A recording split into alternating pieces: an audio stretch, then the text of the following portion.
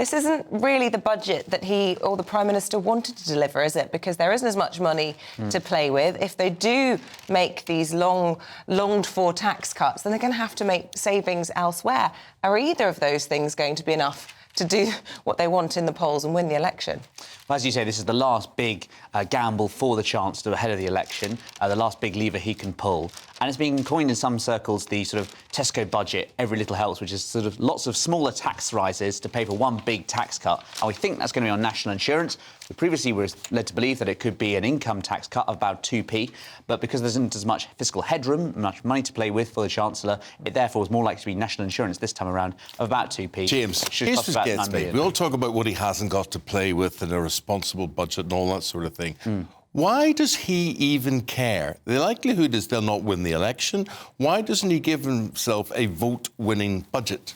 Well, this is the way he thinks he can do it, because, of course, we all remember 18 months ago, the Liz Truss mini-budget.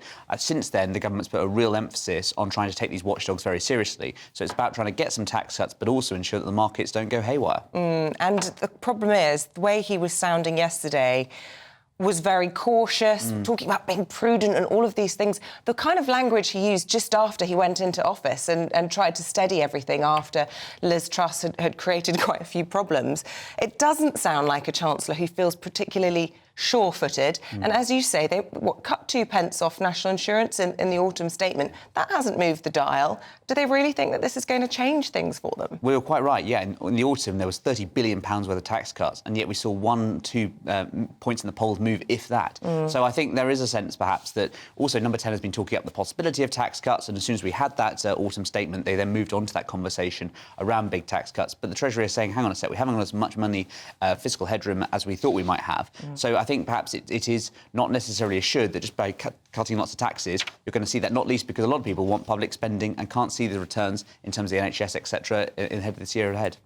Nothing he is going to do, absolutely nothing, is going to make a darn bit of difference. We will go through Wednesday, he will announce what he's going to announce, and it won't affect any of our lives. What you get 15 quid back here and they'll take 7 quid off you there, whatever. It will be completely ineffective. Why bother? Well, I think one reason is about the politics of all of this, which is that if the Chancellor is able to shoot Labour's fox on things like non-doms, for instance, the windfall tax, you can then make the opposition spending plans be thrown into chaos as a result of that. So do you think that would be do you think that would be something they'd be pleased to be doing, to steal the flagship policy off Labour at this later date? Would it not suggest that they're out of ideas? I mean, Labour seem quite thrilled that they might be stealing this because it shows, how desperate things have become.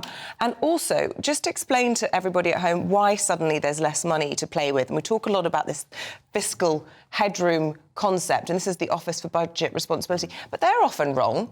Yes. So why is it all being based on what they've said, and how come they got it so wildly wrong in the first place? Well, this is the danger of economic predictions, unfortunately, and they have to do it in line with economic data, what they get in terms of inflationary data and what how the economy is going in different forecasts. And I think, unfortunately, as we've seen, the OBR has had a pretty lamentable track record over the past 10, 14 years or so, since it was set up in 2010 by the Conservatives. The reality is that often it comes down to what the OBR think, and because the government have put so much emphasis on what the OBR think, they don't have, frankly, the political capital to be able to challenge them and take them on in their estimates. In terms of what Labour are doing, of course, they're going to talk up the possibility of people leading on the battle of ideas, as Bridget Phillipson did yesterday on this very station. But actually, I think from talking to Labour people, they're saying, hang on a sec, if we don't have non-doms, we don't have the windfall tax, all we've got left is VAT raid on private schools. That's the only real economic difference between the two parties.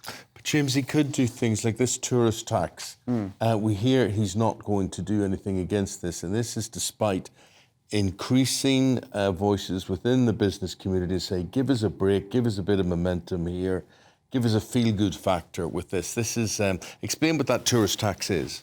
This is about the amount of taxation that's applied on goods by people who don't live in the UK, who come here to buy goods in shops, etc. And people like Sir Rocco Forte, who was on TV yesterday leading the charge on this campaign, was saying, hang on a sec, it's dissuading people from coming here and spending on our shops and goods and preventing British goods from being sold in luxury retailers. Now, I think the argument against that would be, hang on a sec, this is going to be something that benefits people, foreign nationals coming here. at a time of an election year, surely the Chancellor wants to put people first in Britain, and that's what his main emphasis is going to be. It's not about necessarily 5, 10 years down the line. This is about the next 12 months and how the Conservatives can try and hold on to seats such as Jeremy Hunt's. What about defence? We got the distinct impression yesterday that he won't be spending any more on defence, despite all that we've been hearing from senior generals in recent weeks, and indeed just looking ourselves at the global pressures at the moment.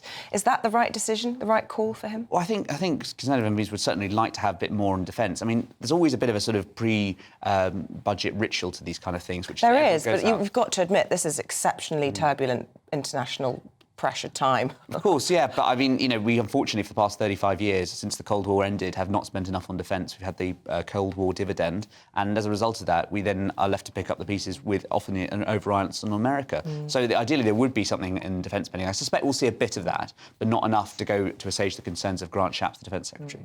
So, James, looking into your crystal ball, when Hunt gets on his feet on Wednesday and makes his budgetary statement, what do you think commentators are going to say about it afterwards? I mean, will he cover himself in glory, or will people say, well, was that it? I think it'll be a perfectly assured budget. I think there'll be one or two white rabbits out of hats, etc. But I don't think this is going to be the big vote winner, the election turner that a lot of Conservatives want it to be at this stage of the polls. I don't even know if there'll be a rabbit out the hat. Seeing the Chancellor previewing it on a Sunday doesn't often happen. Well, he can't give way much, unfortunately. Yeah. There'll be something. There's got to be something. It's got to be something. James Heale, thank you very much indeed.